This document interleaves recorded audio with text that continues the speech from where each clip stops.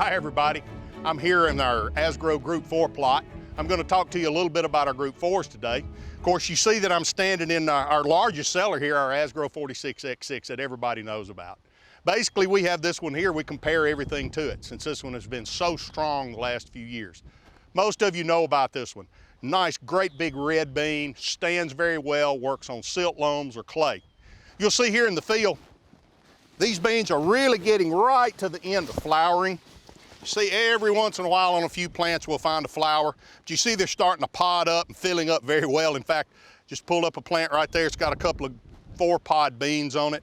You can see, you guys know that this bean it's a red bean. Beautiful soybean, especially with the leaves off of it. And you all know how well it yields.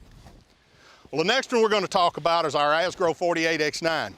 Over the last couple of years, as you know, this one has actually out-yielded our 46X6. This is a really good bean. This one probably has the best standability that we have, that Asgrow has, on these light soil fields like we are right here at Scott. So we really like to see that in this one. It's a big, tall bean, probably the best standability we got. But the good thing about 48X9 is it is also probably the best bean that we have in our really heavy clay and our poorly drained heavy clay, which can so often break a soybean. This is the 45X8. A lot of you are familiar with this one as well. Good, really high yield bean. This one tends to like lighter soils. It stands very well on lighter soils, and it does very well on clay, but I would tell you to keep it on well-drained clay. It is not one that you really particularly want to get on poorly drained clay. It'll shorten up on you a little bit. It also is right at the end of bloom. It's a 4.5.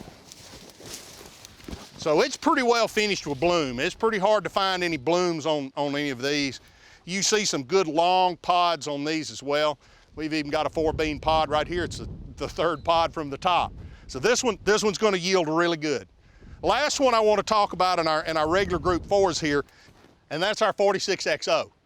This is a new introduction this past year. Really, really good yields on this one. We really like this one. It's very, very versatile. Goes anywhere, about anywhere we want to put it. It's got great standability. As the others that we've talked about, this one is an excluder as well for salty soils. We really like that about it. Good standability, a good 4.6 maturity, and it's actually a true 4.6, so it matures just a little later than 45X8. And these have podded up really well too. You see that these are pretty well done with bloom. A lot of 3 and 4 bean pods on these plants. And these are twin rows, so we've got a good population out here. You can see how tall they are. You can see that all of these out here have got good standability so far on this light soil. And of course, guys, that's one of the reasons we test them here.